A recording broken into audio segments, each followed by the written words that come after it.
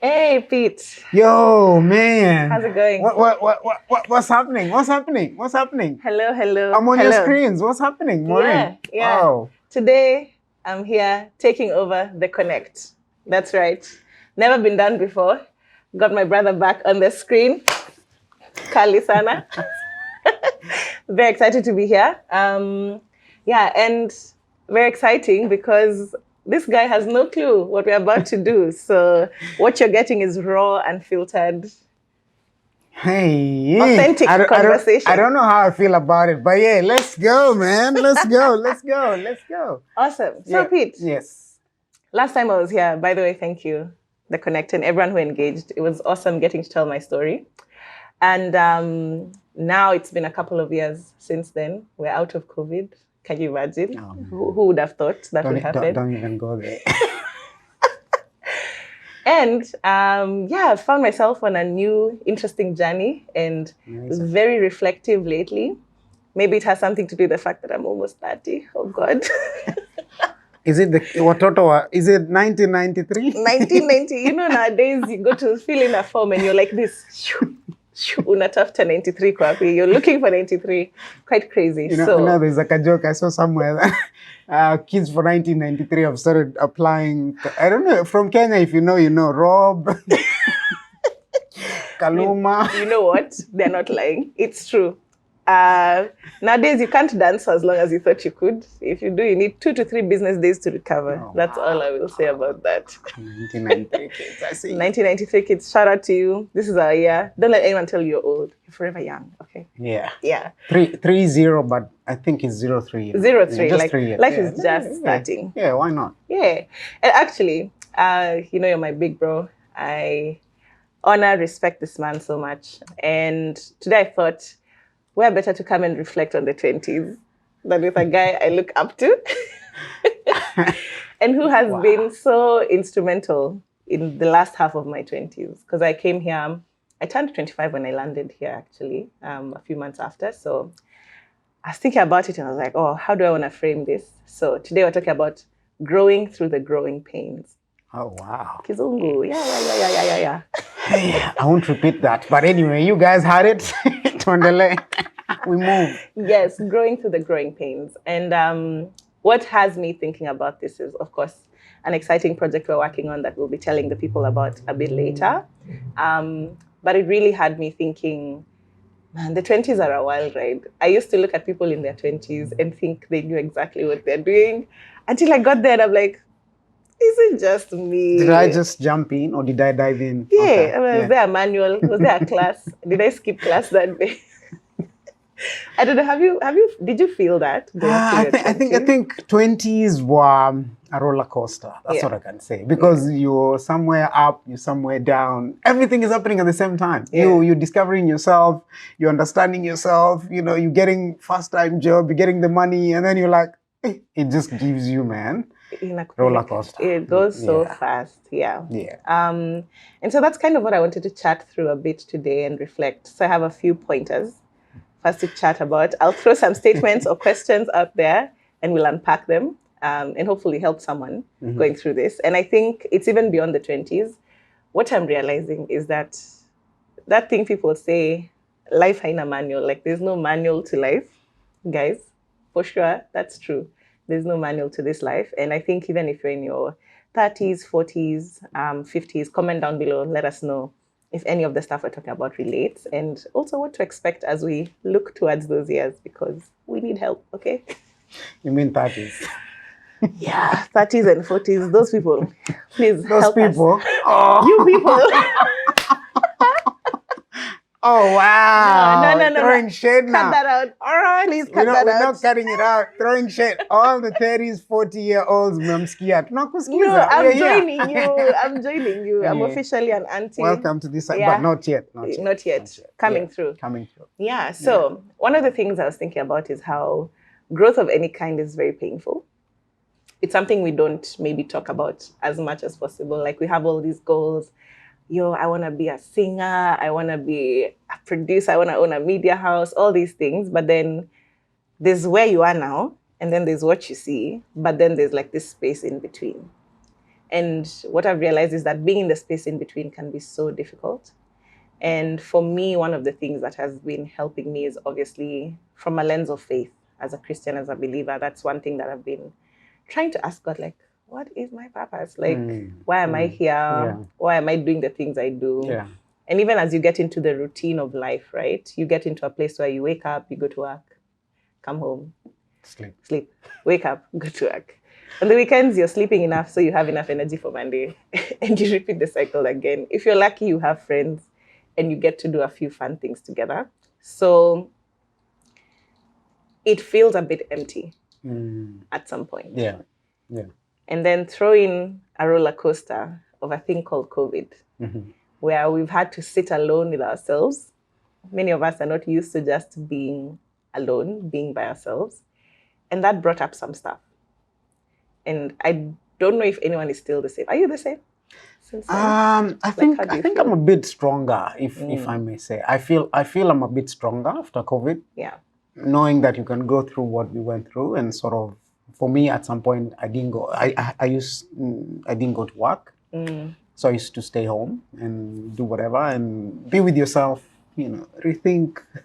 You know those things you're saying. Oh, I want to do this, I want to do this, and then you're like, because you're not seeing the end. Yes. So, but I feel if anyone can say, I think we're a bit more stronger than we used to be before COVID. Now, because when you go through something, like you're saying, the pains, the space, I feel when you go through something and you come to the other side of it, you're like, okay, bring it on. What else? Yeah. What else? Bring it on. I like that energy. I like that energy. And it's true, we're more resilient. I think we've seen a side of humanity that we hadn't seen before. Exactly. But I want to throw a spanner in the works in the same line with that. Yes. There's also stuff that's come up from the silence, from the going through that, things you realize about yourself. You're like, oh, I used to think I'm a level-headed person.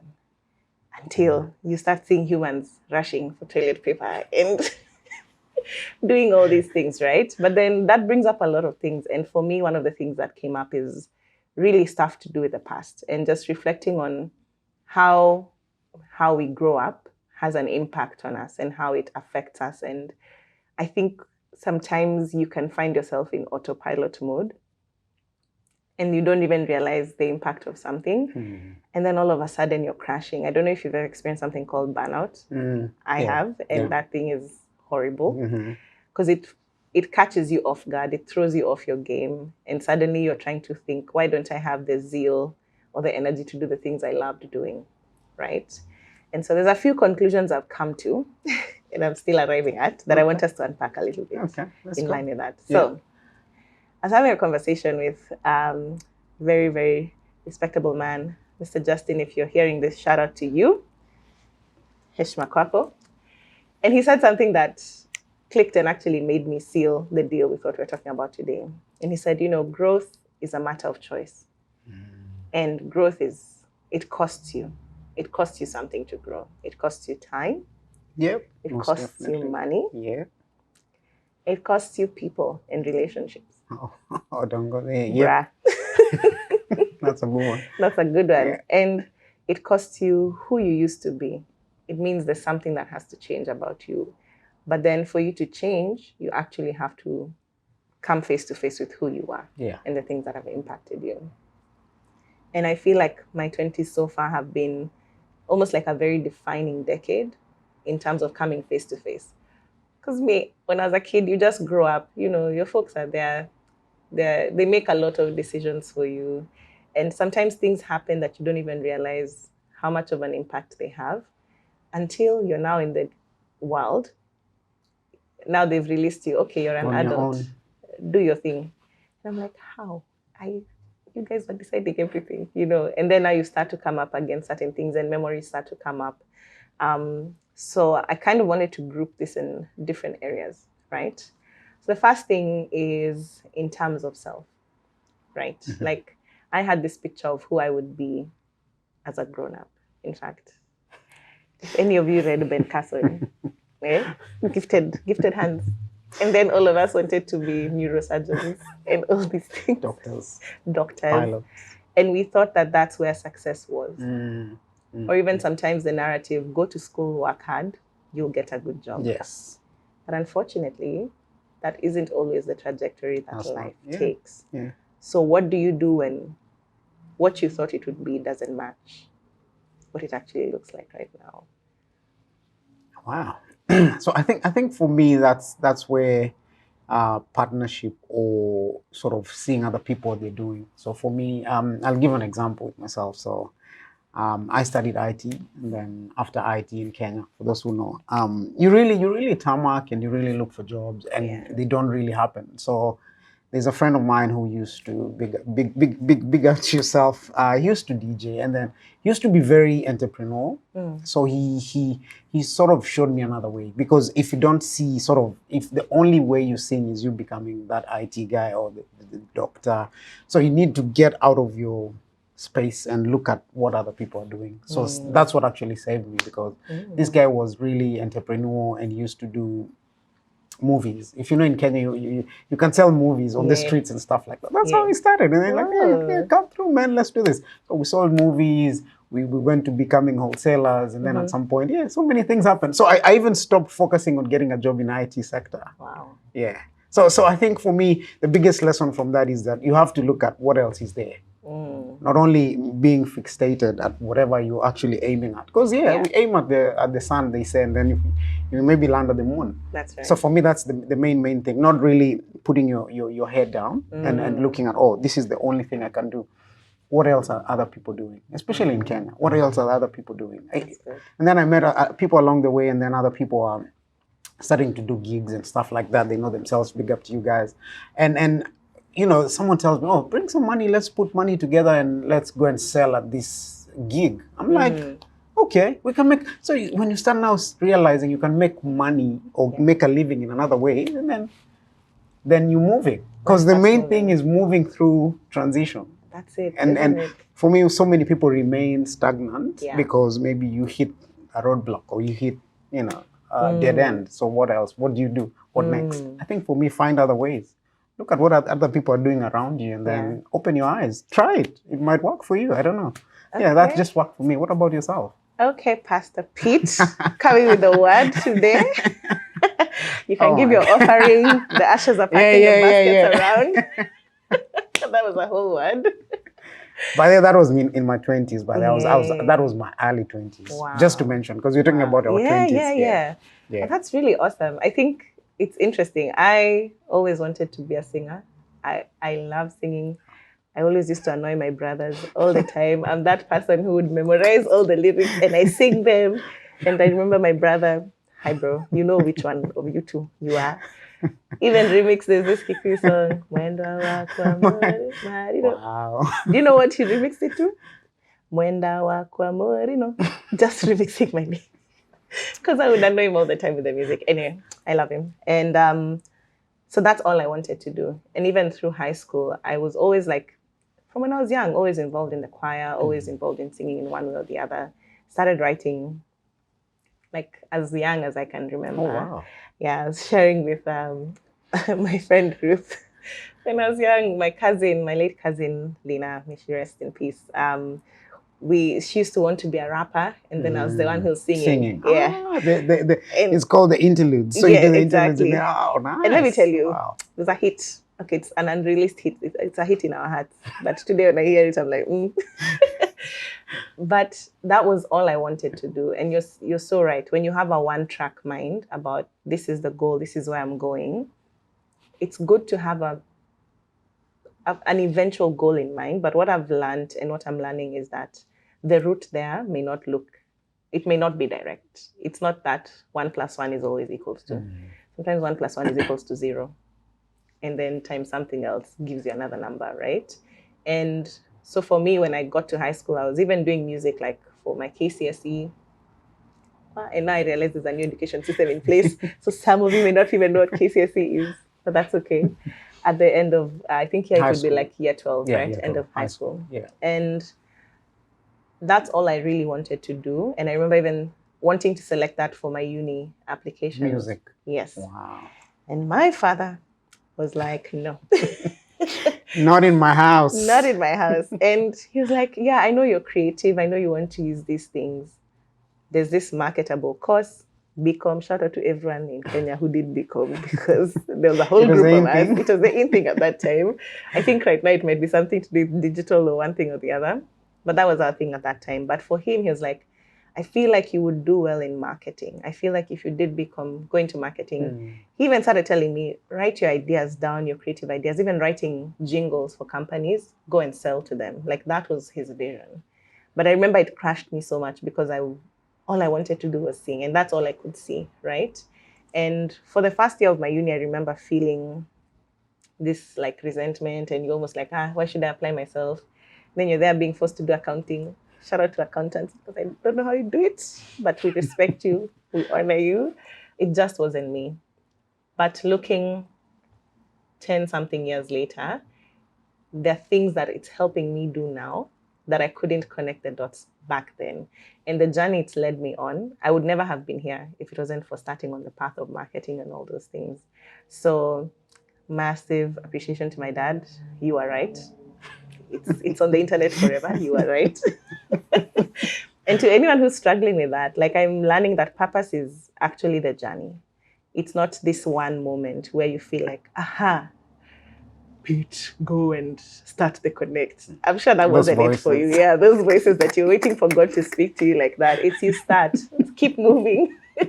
Try stuff. Some stuff you try will hit the wall and it'll just fail. And then there's things that will start to make sense. So I think that's my lesson, like in terms of career. Yeah. I think there's some lessons there to be picked up, especially for the 20-year-olds and those who are going to uni. And I feel at some point you really think you're doing it for your mom or your dad. That's right. I think you really need to just get in there, start, and then the journey will just align itself, as you're saying. So I think for all the young ones, the 20s, 18s, we were just another 18th birthday. Happy birthday to Ashley. Birthday, Ashley. So I think for you guys, it's just get in there, do it, and then everything else will align itself as it goes. It will. Yeah. That's true. Yeah. And so the other reflection I was thinking of is now when it comes to personal relationships.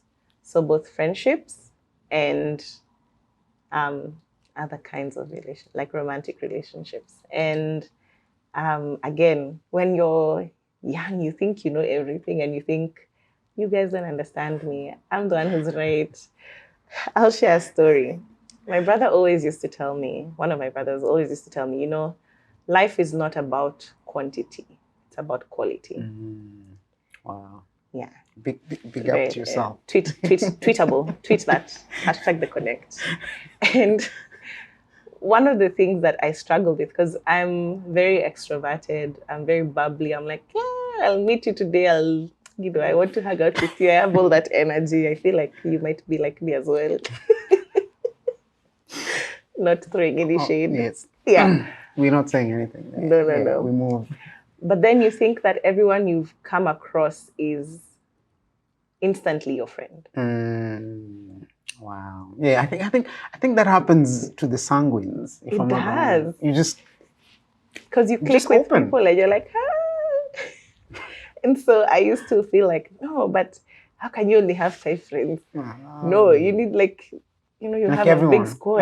Everyone is just, and then you come going through life, you start to realize, actually, one of the harshest realizations when we was finishing uni and realizing, oh my gosh, there were people we were in uni with. Very cool. Still cool with them today. But our closeness was more about the proximity and the thing that was bringing us together. And I remember there was a dissonance for me when that first happened, because I was like, what? So we're not going to see each other every day, and now everyone is doing their own thing. And you're happy for them. But then those are some of the shocking realities, like part of the growing pains is also learning to redefine what friendship means. Yeah. Right? Yeah. And even being intentional in making friends, in being a friend. I think when you go through lockdown, I experienced some awkwardness coming out of lockdown and be like, so how do we talk to people again? I'm so used to being behind the screen. So do we greet? Someone is greeting you, going for a high five. It's so awkward. Yeah, it's and that ends up being. So I think one of the things that I've come to learn is to treasure the people who are really there for you. Another metaphor I was given is that, people will move in and out of your life, and you need to love people with open hands. So as they come, and they always come with a purpose. Some come to teach you a lesson. Some come to actually walk the journey with you. There are people God will place in your life just for a season to help you do something that He's called you to do. And things don't always have to end because one person is bad and the other person is good. Sometimes it's just the seasonality of life. And so that's one of the other growing pains I've come to realize, is that relationships come and go, friendships come and go. But if you handle them with care and intention, then you don't have to burn bridges as you move along life, because you don't know actually when you will come and connect again, and when God will bring your paths together again. And even if you're called to serve them in different capacities through life. So I think that's one of the things for me. What's your experience of friendship? I think before I give you that experience, I think I'll ask you this question. But how now do you detach? Because it's sort of borderline cancel culture. You know what's cancel culture? Oh yeah, I dislike cancel. Do you know what cancel culture is? I understand it. I'm sure people know what cancel culture. It's really borderline, because it means if I'm not doing what you're doing, then you cancel me. I can't be, you know, there's a borderline. I don't know what you think about how do you detach without having like, oh, this person is no longer part of my life. But if you meet, you sort of kick it off. Connect again. Like you really kicking it off. Not like this guy. Not pretentious. No. There's no hypocrisy. There's no pretense. You're just kicking it off. You're just being friends. You're just being someone who's lovable and someone who's there for your friends, or someone you used to know. Because I feel for me, along the journey, I feel it takes a lot of effort to reconnect. Simply because maybe interests, or you're like, nah, what is he? Sometimes it's what is he bringing on the table, which is bad. Which is bad, because that's so transactional. Like, it's not benefiting my life. How do you now withdraw without having such feelings and canceling someone altogether? So first, that's a great question. First, let me say, I don't agree with cancel culture, because I think it assumes that people will forever be who they are today, and people don't change. That's not true. Even biblically, we see that people change. If a murderer could then write most of the new gospel after encountering Jesus, that guy, we'll mention him. He knows himself. Paul. Paul is a great guy. Wrote most of the scriptures we read today in the New Testament. But anyone who knew him from before, from persecuting Christians, they'd have cancelled him. Like in today's culture, that guy would not even have, like, nobody would invite him to their church to preach. Let alone receive. Cancel. You're done. But you see, humans, that's the thing about growth. We change and we learn and we evolve and we make mistakes. That's part of who we are. So I think it's having the understanding that, and even when I say, like, you understand that people come in and out, it's not even that you're chasing them or you're closing the door necessarily. It's that you understand sometimes, you know, maybe me and you in this season, we talk every week. There might be a time when I see you or get to talk to you 2-3 times in a year. But the intention and the heart behind it hasn't changed. I still honor you. I still, you know, love you and value you as a brother. So that won't change in itself. And I give you the space to go and pursue your dreams as I go and pursue my dreams. And even if for a season they're not aligned, that's okay. Because whenever I see your name somewhere, I see you doing something, I'll feel proud and I'll still be like, that's my friend, yo. Like I'm in support. That's my guy. You know, that's my G. And one thing my mom also taught me recently, because I was asking her about this a few months ago, like, how has she kept the same friends for 30, 40 years? You know, she still has friends from high school that whenever there's a function or something happening, they come. Yeah, guys. What's your longest friendship? Think about that. And what she told me is this. She's like, they have a very different understanding and definition of friendship than we do. I think we put a lot of pressure on people and a lot of expectations. What am I getting? What's in it for me? Okay, what are you bringing? What are you bringing to the table? Put something on. I am the table. You know, all these things that we do. Yeah. But really, she's like, a friend is someone who is there for you, no matter what. That in good times and in bad times, they stand with you. And she's like, she has friends who they may not even talk in a year, but if something happens in her friend's home, she doesn't even have to have her friend tell her. She'll show up. Oh wow. And that challenged me. I was like, I need to learn to be a better friend. Like I need to, and show up. Like actually just be there, check in. Don't measure your friendship based on how someone else is doing their thing. You be a good friend because you're a good friend. You know, be a good person. Like even in relationships, love someone because you love them, not because of what you're expecting them to give back to you. And it's out of that sincerity that eventually it aligns and you find your people, and there are those who stick. And listen, not everyone who goes out of your life for a season is a bad person. And that's why I'm saying it doesn't have to end badly. That I can still care for you deeply and understand you're on your assignment, you're on your mission. I'm on mine. I'm cheering you on. Let's keep it pushing. Let's meet at the top, type of thing. And if you ever need anything, I'm just a call away. And not being shy about that. Nice, yeah. nice. Yeah. I think for me, when it comes to friendship, seasons, lessons, I think the biggest lesson, and this is something I've carried through from my 18s or teens, 20s, and now my 30s, and I'm not your early 30s. Next. I think the biggest lesson is giving. Give. Yeah. Give. Time, give. If it's money, resources, give. I'll give an example. Sometimes you may not be par with your friend. Like maybe you're blessed. You have some money, or you can. So if someone is in need, then if you give to that person, it means you value that person as who they are, not what they're bringing on the table. And that's how I've kept the friends since we were in, I think. From way back in the teens, like I'm not saying like your mom, but no, it's okay. You're close there. I'm 15, getting there. 20. 15 years. 15 I think. years. Yeah, 15, that's really 15 amazing. Years. And it's simply because I don't look at what are they bringing on the table. I look at them as my brothers. Like my brother, someone who's there for me, whether it's financially, emotionally, or anything.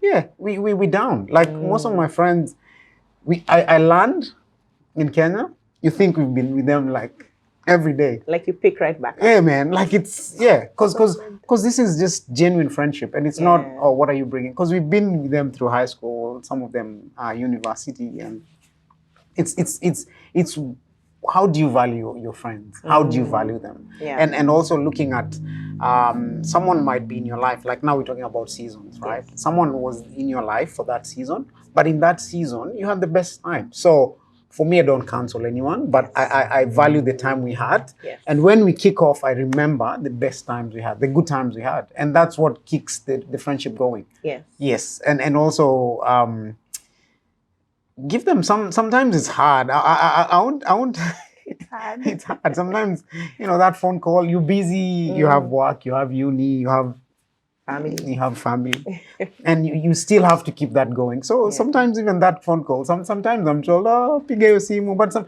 if I get time, and for sure, and you call me and we kick it off. And most of my friends, sometimes, we start with, let's finish this beef fast, it's just for fun, just to rekindle the friendship. But it's not really rekindle, but just a fun bit. And then have fun with your friends. Don't be really, that's the other part. That's fun bit. Have fun with it. Don't be a police in your friendships. Like you're very strict and tough and and chewing beef all the time and kasirikiana, you're always, on edge with your friends as well. And they have to be perfect. Man, they don't have to be perfect. They're your friends, man. And you're also not perfect anyway. So no one is perfect. So if you look at such things and I think friendship lasts longer. Yes. Without looking at, who is he, what is he bringing, what else can he give me? For me, I've never looked at what can he give me. It's what I can give. What I can give to that friendship. I love that. Yeah, what I can give to that friendship. And that keeps the friendship going. Let's move forward as friends who look at what can we give. Yeah. How much can we give, and give without ceasing. Don't even look at what you give. Like just give. Yeah. Like just give freely. Don't count what you've given. Don't now keep a record. Umeandika tu kwa kitabu. No. Yeah.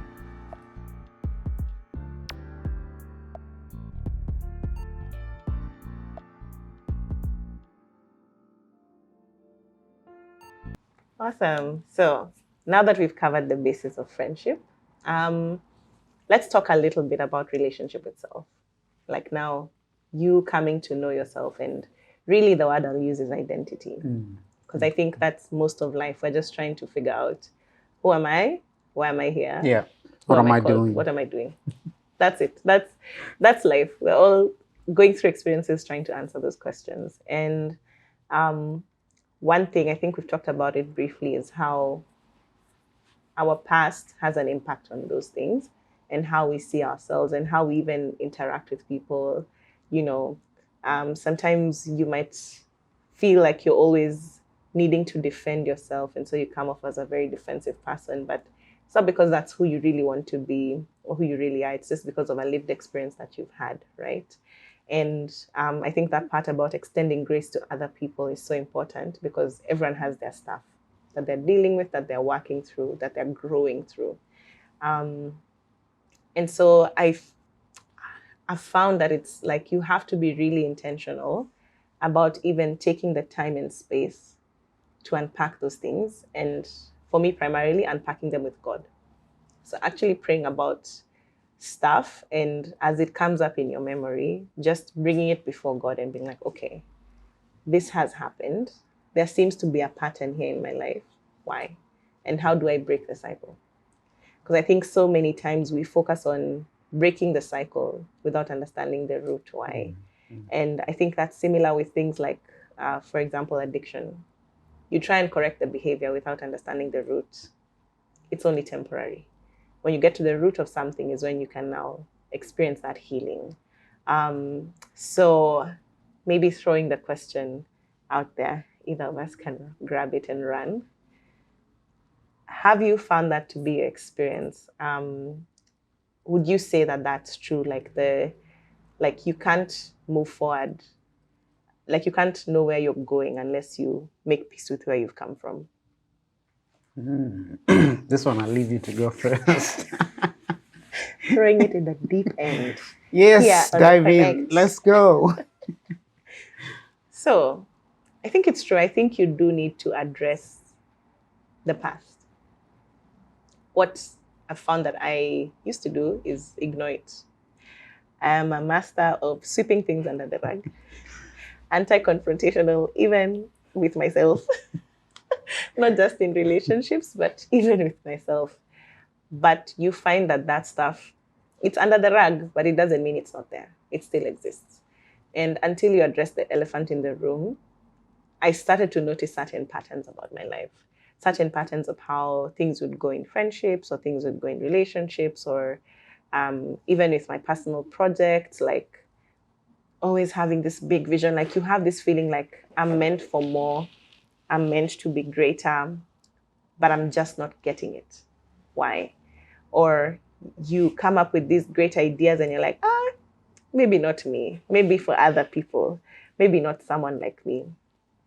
And one example I'll use with that, just to briefly tell it. So I think I've mentioned I've always wanted to sing. That's my thing. I'm not saying I'm the world's greatest singer. No, I just really enjoy doing it. I think it's fun. I think it's really awesome that you can create music and just have fun with it. I think that's one of the best things that we're able to do. And like art as well is also really awesome. And I remember this example of like when I was younger, my parents actually were supportive in terms of me learning the skills. Do you know I used to play piano? Oh, wow. But you've never known that. No. Yeah. Exclusive on the Konect. And I used to go for training every Saturday. And, I now realize how much of a sacrifice that was for my parents to afford me the opportunity, both financially, but even time, because there's always so much to do as an adult. I'm like, wow. And I remember getting close to the first, let's call it a recital. So like where all the students present what they've been learning for the term. And I chickened out the last moment. And the reason is I was so afraid to make a mistake. I didn't want to be laughed at.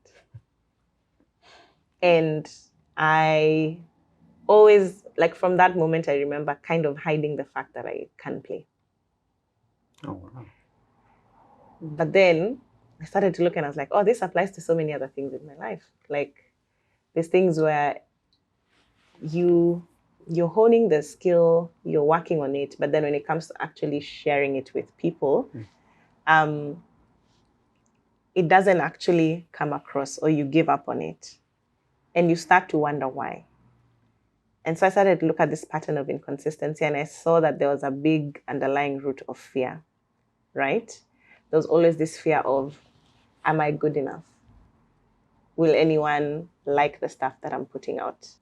And I remember that fear holding me back for so long. And it's almost like coming here to a place where I didn't know anyone, and I got a chance to kind of reinvent myself pretty much. I had to address those fears, and I'm still having to address them now. And just be honest with yourself, because sometimes the truth hurts. And it hurts you. Like looking in the mirror and saying, man, the opportunities you have wasted, because of fear, because of insecurity, because of comparison, things like that. And now instead, and it's not to beat yourself up about it, but it's just to say, okay, this is a cycle that needs to break. So now that I'm aware, these are the steps I'm going to take to do it. And even being accountable to people, opening up to people and saying, hey, Pete, I'm really struggling with A, B, C, D. Could you call me out on this stuff? Could you just raise a flag and say, hey, you said you were going to do this. I haven't seen you do it. And that's actually a real example. Like this guy is very good at pushing me particularly as his sister. This guy over here, he's been very instrumental. And it's not even a harsh, like a teacher. It's not like a teacher. It's more of like, hey, how's this thing going? And now that it's not a secret, you're actually going to follow through with it. So that's one of the things. Another one, just before you share, is also like just understanding how I show up in relationships. Like I joke a lot about being non-confrontational. But again, it's not really that. It's just that you're scared to really be yourself, to really say when something makes you uncomfortable, or you're scared to have any kind of conflict, because conflict is a part of any relationship, because you're two different people coming together, trying to do something together, whether as friends, whether as romantic partners, whatever the context may be, even in a team working together.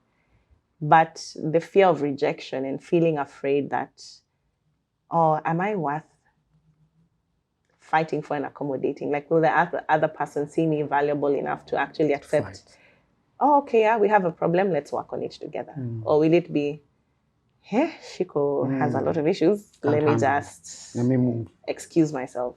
And so I started having to address that. That's a big one. That's a really, all of the Konect, a very transparent moment for me to even be able to admit that, oh, this is a shortcoming, but it's not that I'm a victim of it, or even just saying, if you're Tundo Nico, I'm just like that. It's actually saying, okay, if I'm going to grow, if I'm going to go after the things that I'm going after, if I'm going to become the person I'm supposed to become, I have to address this thing from the very root, because it shows up in different ways. Inconsistencies, or not really showing up as your real self in relationships, or at least not fully, or even people pleasing. Like that's a big thing I'm learning to overcome. So I think that's a big part of growing pains, very transparently. Yeah, what do you think? How? This one, a good one. This one, a good one. I think you're right. Yeah. You really have to go back and confront some of those issues, and really talk to yourself or find yourself. Because I think sometimes we anchor, or what we've gone through our lives has really informed how we make our decisions. And for me, in my 20s, the decision I used to make, mostly you find you're either anchored because someone is doing, or a friend is doing that. And there's that, what they call it, that mentality, the crowd mentality. The crowd, like peer pressure type thing. Yes, so you find yourself really following and not leading your life, because you really have to start leading your life. Like you're saying, sometimes, you can do it, but because you've been following for so long, then you're like, nah, this is not my thing. This is not my thing. Or you tried it and you failed. So you have to really confront yourself and say, you got this and you can do it, and give yourself grace. But now, when you're now transitioning from your 20s to 30s, so now the unlearning. So what do you do? Because that's the other thing we need to look at. What do you do? So for me, one thing that I look up to is maybe looking for people older than me and listening in.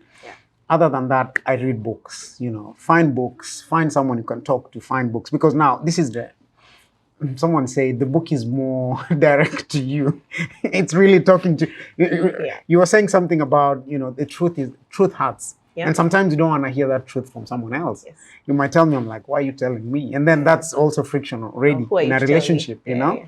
Either marriage, or friendship and stuff. That's already confronting. But if someone tells you, here, read this book, and you go and read, you can't argue with the author. You can't argue with the book. It's just you and the book. So how do you grow, and how do you, confront these things that you've been with for such a long time? I think you can read. There's the Word of God as well. Absolutely. Word of God, the books, there's so many authors right there. Yeah. And also there's podcasts these days, man. You can listen to podcasts. Just go and listen, and you might be driving, you might be doing your work there, you're in the maybe you're doing something. Listen to those podcasts. They are really confronting. Yes. And the best part of it is they're actually training you to let go of the old self. That part. Can I throw in another one? Yes. Therapy. Mm-hmm. Therapy. There you go. Therapy. There you go. Therapy and Jesus. It's not either or. Yeah, it has to be combined. Mean you don't have faith if you're going to seek help from someone who is actually very neutral, and you can actually say the things that you maybe when I come and tell you, I'll package it a little so you don't judge me, but with a professional, I can say it the way it is, and then I can be like, wait, this is how messed up my thoughts are. Now help me. Let's go. let's untangle these thoughts. Yeah. And that's the same thing with prayer. You see, prayer, it's just you and God. Yeah, and the thing is, He already knows.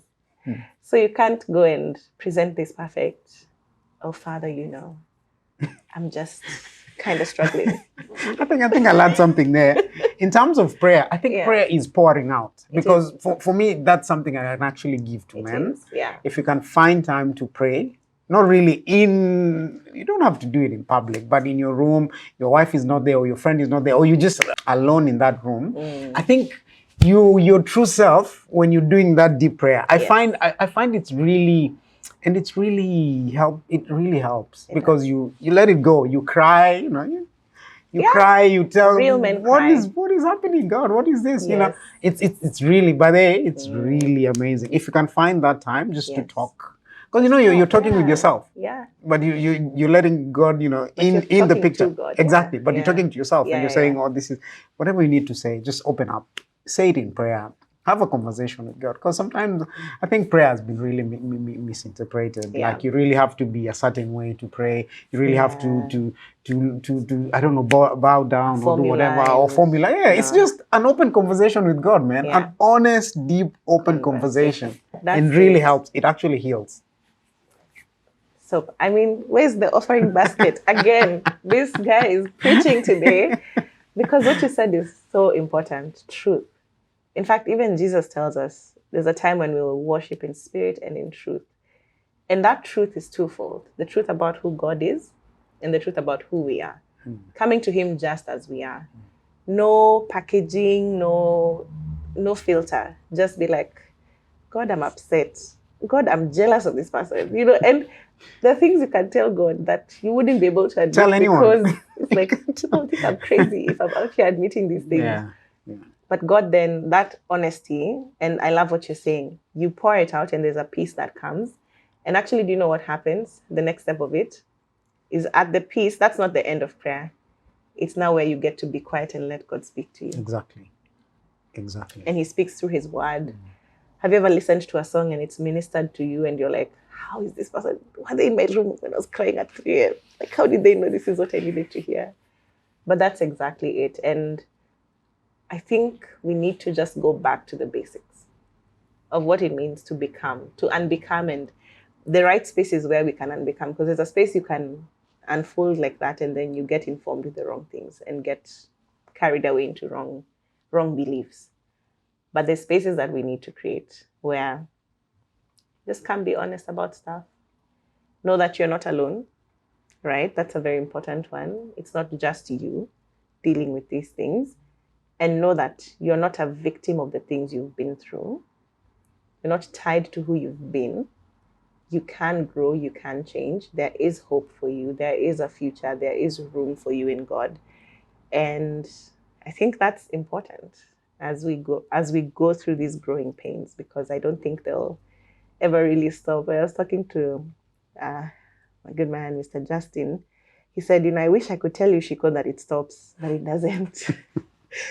And oddly enough, as much as I was like, man, that's the answer I was looking for, it was also comforting, because someone who's gone ahead of you and is able to tell you the challenges don't stop, but you're able to push through and make it through. Super important for us. And so that kind of brings me into a very exciting thing that's happening. Nice. Yeah. Do you wanna go? Do you wanna tell them, or do you want me to tell them? I wanna see how you bring it out, and then I'll come in and add. I think for me that space, the spaces we're talking about, and such forums where all the masks are off. Completely. One thing. No filter. All the guards are down. Yeah. And we people are not looking to see what you're doing or where you've been and why are you coming, why are you doing this. No, you're just there to just talk to your Father. Yeah. Talk to God. And just learn, and also a network, and also get a platform or a network or a tribe or a people where you can be a safe space. That's the word, a safe space. That's it. And also to know that, we come with a lot of I don't want to. Anyway, we come with a lot of baggage. It's baggage. It's okay. It's okay. The word baggage is not a curse word. It's just life. We come with a lot of baggage, but sometimes it's not the baggage that is the problem. If you look at it, it's us allowing the baggage to be the problem and to define us. Yes. There you go. Okay. Now you can take it from there. Give me the pay bill. After this, I'm making a deposit, because that's true. So we need a safe space where we can just come and be honest. And for me, as I've said, like if you're trying to understand who you are and where you're going, you have to start with the user manual. You have to go back to manufacturer settings, right? And that's true of any device. But now as a human, there's the one who created you with purpose. He has a plan for your life. He knows exactly why he made Pete the way he is, why he's extroverted and bubbly and connects with people easily. There's purpose in that. And even you, who you are, and the things you've been through, they're not a mistake. That God was very intentional in allowing those things to happen. And through the highs and lows of life, one of the things, that place of prayer, that place of worship is so sacred. And we need to always keep that in the center. Always keep that, not lose that to anything. And pretty much, if I was to sum it up, I would say we just need to worship anyway. What are you going to do? Okay, times are tough. Just worship. What else do you have to do? In the quietness of just you and God, there you're open, there you're honest, there you're transparent. You're your true self, that maybe you can't even be safe enough to be around other people. And I feel like the world could become a much better place if we all have that place where we're able to go and address the stuff that's happened, address the stuff we're going through, in the presence of the one who actually has the power to change it, right? And then when we leave that place, now we're not looking to wrestle with people and fight them and all this conflict and all this harshness, but we're able to deal with people graciously. We're actually able to serve the people, give to the people we're supposed to give to, without expectations, because we know where our needs are being met from. And there's a place where we're having our healing. So I'm not coming into a relationship or a friendship expecting you to fix me or make me happy. There's a place I go to for that. And so when I come to you, I'm like, okay, I have received all this love. I'm just here to pour that out to you. Take. And I have no restrictions in terms of how much I give to you, because I'm not counting on you to replenish me. It's not what you give me back that's going to help me. It's as soon as I'm running, I just keep going back to the source, and it's just like an overflow that comes in like that. And so very exciting to be sharing this news. Maybe you've seen it, maybe you haven't. So Worship Anyway is actually a mission that's been put on my heart to do here in Melbourne, but I really think it cuts across different places. And to be honest, just speaking by faith globally as well. Let's go. Yeah. And it's really a place where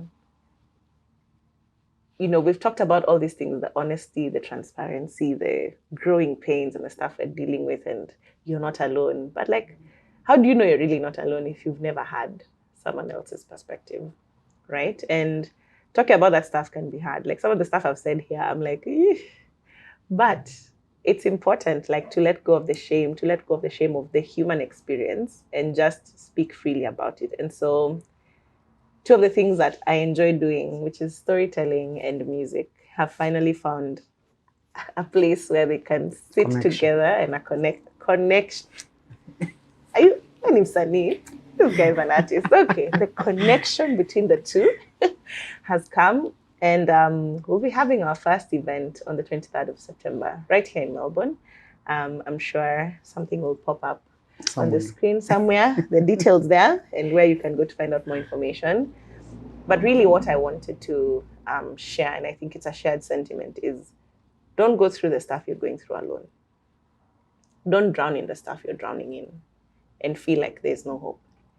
And maybe an added layer is that now you're in a foreign country and you're like, how do I go about this? Or maybe like this is your home country, and like maybe this is where you've grown up, but there's still stuff that's consuming you.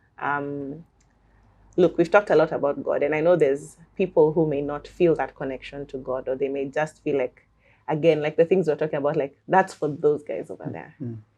Me, my story, the things I've been through, the things I'm dealing with, I don't fit the mold of what I see in church. I don't fit the mold of hands raised high, praying the perfect prayer, giving completely, like all those things. I want to encourage you, there is room for you in God. Hey, there's room for you in God. I don't know if you know that. Straight up. Like the real you, not the you show us here, which is awesome. It's an awesome bit.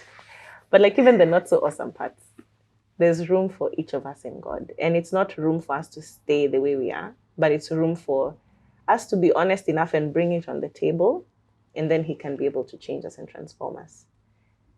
And so I'll be starting by sharing my story. I know I've touched on a few things, but it gets very transparent, very deep things, very honest things, some things that might even stir up some things in you that maybe you've been through, experiences you've had before. But I really believe when we talk about things, they lose their power over us. Yeah. Right? Yeah. The moment you talk about something, then it can't be used against you. It loses power over you. Yeah. And you're able to overcome. And now, the way you're telling your story will not be as a victim. It'll be like, this is what I've been through and I've overcome. It's not even just by my strength, because I don't have strength on my own, but it's by the grace of God. It's by what he's enabled me to become and what he's enabled me to do. And so we'll be enjoying a very, very awesome time of live music. We've got a great band lined up. And really honest stories. Like none of the stories are made up. Like it's my lived experience or things that have happened. And it's not even because there's anything about me. It's that I want to show you I'm as human as you are, and the experiences we go through are similar. And the thing is, I don't even think necessarily that I have the saddest story or the most inspirational one, but it's really just that honesty of you where you are, exactly where you are. Your story has meaning, your story has purpose, and it can still be used for God's glory. That if you're in a really tough place today, it's not the end for you. Come through, listen, and I just want to emphasize, like you don't even have to be a believing Christian to come. If you're just feeling like, man, I'm at a place where I kind of feel I want more out of my life and I don't know how to get through to that point, or I relate to some of the stuff you've talked about growing through different things, and I didn't even think we could talk about that in a context of faith. Come listen. Come with an open mind. Come listen. Come enjoy. It's actually going to be an enjoyable experience. And I believe a life-changing one. And for me, the hope is that you'll also get to share your stories. Don't worry, I'm not going to pull anyone up on the stage to say anything, unless you want to. But what I would hope for people to leave that experience with is to be able to go and sit and have conversations like we've had today, where we can just be honest and be like, bro, have you been through this thing? Because I feel like I'm losing my mind. And someone else can tell you, yeah, been there, done that. This is how you get out of that. Yeah. Or Yeah, I'm currently going through that, but we'll make it. Like, this isn't the end of the story. So, yeah. Amazing. This is kind of like an official invite. Yes. Gotta see you. Let's go. Everybody out there. Yes, Worship Anyway coming up straight up in September. Yes, on the 23rd of September. 23rd of September. I think tickets are still going, still live. Yes. So grab the tickets. It's going to be a storytelling stroke, live worship music. stroke. Some nice refreshments right there. Nice refreshments. Also, this some is just awesome company as well. Awesome company. You better not miss it. Awesome company. Yes. And an exclusive release on that day. So yes. I'm not saying. We'll actually get this is me now taking over. Take back your channel. Take back. So now we'll actually I'll try and do a behind the scenes for that. But if she's releasing a song, we'll actually bring her back as an artist. Yeah. Just hear the journey now, how she's been able to, because she says, "Oh, I love to sing. I've been singing since primary." I'll actually bring you now the real the artist, just to know how she got to doing the big song that she's done, the other song the other day, Mungu Si Chocha. How did you get to that? You know, because that's a very powerful song. It means that God is not teasing you. He's not teasing you. He's not lying. He's real. So we want to follow that journey. If you allow us one day, we'll just come talk about your creativity, songwriting, how do you write your songs, and it can inspire someone out there who's trying to be a musician as well. Absolutely, that would be awesome. Back to you. Yes, and now we're almost at the end of my mini takeover. Thank you for having me. Thank you for giving me this space. Really, whatever you're going through, you're not alone. I think that's the message I want everyone to leave here with. You're not alone. There's space where you can be honest. As Pete has said, especially in that place of prayer, just go before God. If you've not done it before, just be like, Jesus, I know you're real. I've heard about you. I want to come and tell you my life. Help me. And he'll meet you right there. There's nothing that God cannot do. And if you're growing through the growing pains, you're in good company. All of us are going through that. And we'll make it. At the end, it's going to be a great big party in heaven. And, if we stay faithful, if we stay the course, we'll have a good time. So, welcome to Worship Anyway. You're officially invited. I'd love to have you there. And wherever you are, even if you don't make it for the event, the message still remains. Keep worshiping God. Keep seeking him. Keep trusting him for every season that you're walking through. And you'll make it through. That's it.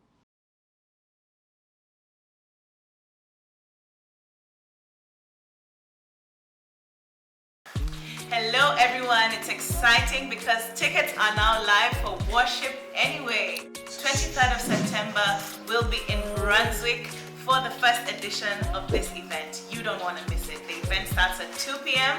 and I can tell you for a fact, it's easy to get there. You can come by public transport, you can come driving, there's parking available around the area. The address is Unit 8 on 10 Peveril Street. It'll be somewhere here on the screen.